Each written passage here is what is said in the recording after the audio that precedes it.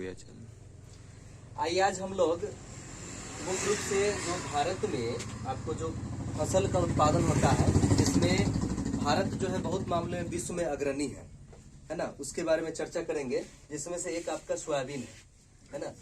तो सोयाबीन मूल रूप से प्रोटीन का एक सबसे अच्छा स्रोत माना जाता है। अभी सबसे अधिक मात्रा में अगर प्रोटीन पाया जाता है तो खाने वाले पदार्थ में सोयाबीन है। अब सोयाबीन का स्थान धीरे धीरे मशरूम ले रहा है, ठीक है। लेकिन सोयाबीन का उत्पादन कहाँ होता है? तो ये बड़ा आश्चर्य की बात है। देखिए पूरा 90% उत्पादन भारत का जितना उत्पादन होता है उसका 90% उत्पादन आपको दो राज्य ही कर देता है, और वो है मध्य प्रदेश और महाराष्ट्र। दो राज्य कौन कौन है? मध्य प्रदेश और महाराष्ट्र। यही दो राज्य मिल करके 90% उत्पादन करता है। 90% उत्पादन का मतलब ये हुआ कि अगर 1 क्विंटल सोयाबीन का उत्पादन होता है उसमें से 90 किलो कौन करता है? मध्य प्रदेश और महाराष्ट्र। ये दोनों नक्शा में देखिएगा, दोनों पड़ोसी राज्य है, सटा हुआ है एक दूसरे से, ठीक है। उसके बाद देख लिया अपने यहाँ सबसे फेमस है चाय ना। चाय के बिना मेहमानबाजी होता ही नहीं ना। कोई आ गया तो सबसे सस्ता मेहमानबाजी है कि एक कप चाय पिला दो ना। ये आदत बन गई है। लेकिन ये जान के आपको आश्चर्य होगा कि पहले अपने यहाँ के लोग चाय नहीं पीते थे। अपने यहाँ स्वागत चाय से नहीं होता था, स्वागत होता था मट्ठा से, दूध से, लस्सी से, ये सब चीज। क्योंकि पहले अपने यहाँ मतलब घर घर में मवेशी हुआ करते थे, घर घर में दूध होता था। तो कोई मेहमान आए तो उनको अपने से उस समय बना करके देते थे, है ना। वो हमारे शरीर के लाभदायक भी था। चाय हालांकि हानिकारक है, फिर भी एक आदत सी बन गई है ना। और ये इस चाय में एक रासायनिक पदार्थ पाया जाता है जिसका नाम है थीन। अक्सर एग्जाम में पूछा करता है कि चाय में कौन सा रासायनिक पदार्थ पाया जाता है जिससे ताजगी आ जाती है। तो कौन सा रासायनिक पदार्थ है? थीन के कारण ही जब हम चाय पीते हैं तो थोड़ा सा चुस्त दुरुस्त महसूस करते हैं, इसलिए चाय पी लेते हैं। अपने यहाँ के लोगों को तो आदत खराब है ना।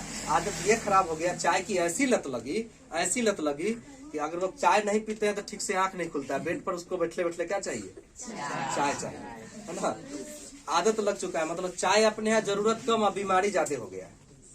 अभी बहुत लोगों को चाय का बीमारी हो गया। चाय न पियेंगे तो मुंह लुसुर फुसुर करते रहेगा, है ना। हालांकि अत्यधिक चाय पीना हमारे स्वास्थ्य के लिए भी हानिकारक होता है, इसलिए चाय से बचना चाहिए। इसके उत्पादन में भारत का स्थान क्या है? तो चाय के उत्पादन में भारत जो है उत्पादन में विश्व में दूसरा है। विश्व में पहला स्थान पर श्रीलंका। पहला स्थान पर कौन है? श्रीलंका विश्व का सबसे ज्यादा चाय उत्पादन भी करता है, सबसे ज्यादा निर्यात भी करता है। और भारत क्या है कि सब दूसरा स्थान उत्पादन में है, लेकिन खपत में यानी पीने में पहला, यानी सबसे अधिक चाय कहाँ पिया जाता है? इसके पीछे दो कारण है। यहाँ के लोग एक तो चाय के आदी हो चुके हैं, और दूसरा कारण है कि यहाँ की जनसंख्या भी तो अधिक है। जहाँ ज्यादा जनसंख्या रहेगा वही न पिएगा जी। अब तो हम चाइना को भी पीछे छोड़ चुके हैं, है ना, यूएनओ की रिपोर्ट के अनुसार। चलिए, चाय एक प्रकार का पूछेगा कौन सा कृषि है, तो रोपण कृषि है। रोपण कृषि समझते हैं?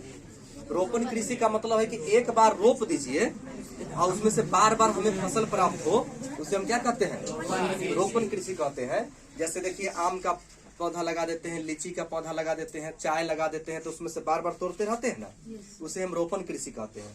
तो चाय भी एक बागान में होता है और उसका बाग लगा दिया जाता है, और उसके पत्तियों को तोड़ करके और सुखा करके तब चाय पत्ती बनाया जाता है, तब जाके मार्केट में आता है। तो चाय कौन सा कृषि है? रोपण कृषि। अब इसका इतिहास जान लीजिए कि भारत में चाय आया कैसे। तो भारत जब अपने यहाँ अंग्रेजों का शासन शुरू हुआ ना, तो अपने यहाँ साथ में चाय अंग्रेज ही लाए, ठीक है। और उसकी खेती भी करना अंग्रेजों ने खुद शुरू किया था, खुद से खेती करना शुरू किया। और सर्वप्रथम खेती उन्होंने ब्रह्मपुत्र घाटी में किया।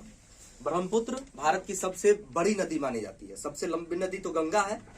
सबसे लंबी नदी कौन है? गंगा है, जिसकी लंबाई आपको 2510 किलोमीटर है। कितनी है? 2510। कहीं कहीं आपको इसका 2525 भी मिलेगा, तो मान के चलिए 2525 या 2510। तो सबसे लंबी नदी गंगा है। सबसे लंबी नदी कौन है? गंगा है। किंतु सबसे बड़ी नदी का संबंध हमारा क्षेत्रफल से होता है।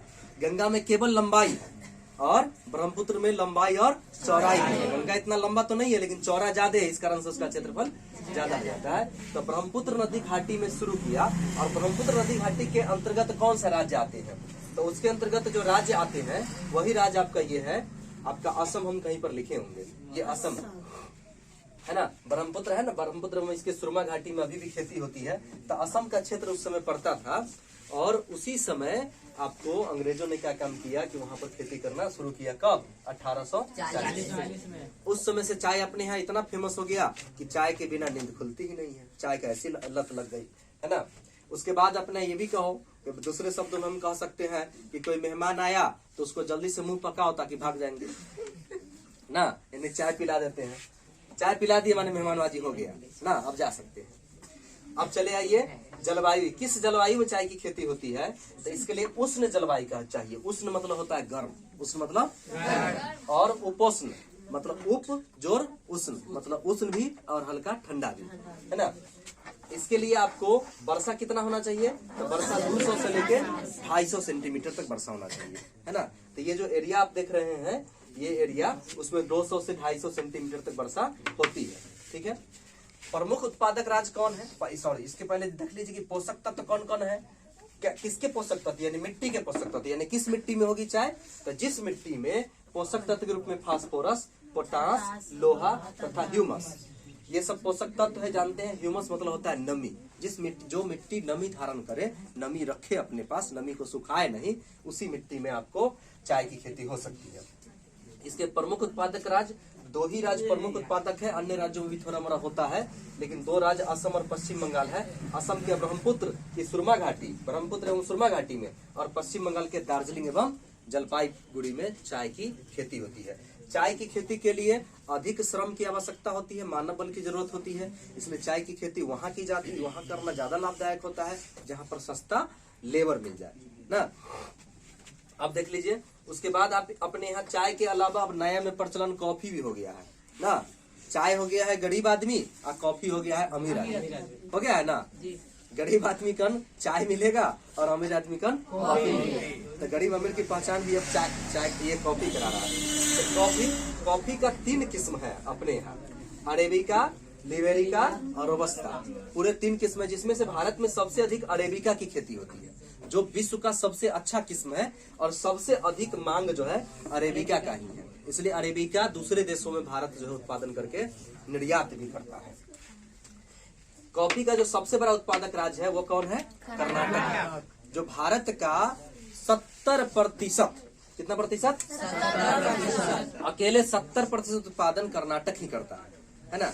ऐसे कॉफी के उत्पादन के लिए मूल रूप से दक्षिण भारत ही फेमस है।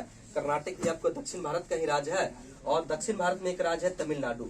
तमिलनाडु का नीलगिरी पहाड़ी पर भी कॉफी की खेती होती है। जहां आप देखें कि चाय पत्तियों से तैयार किया जाता है, क्या वहाँ कॉफी भी पत्ती से तैयार होता है? नहीं। कॉफी किससे से तैयार होता है? बीजों से तैयार होता है। कॉफी किससे तैयार होता है? बीज। उसमें से पेड़ में से बीज को तोड़ करके और उसको पीस करके तब कॉफी बनाया जाता है, ठीक है।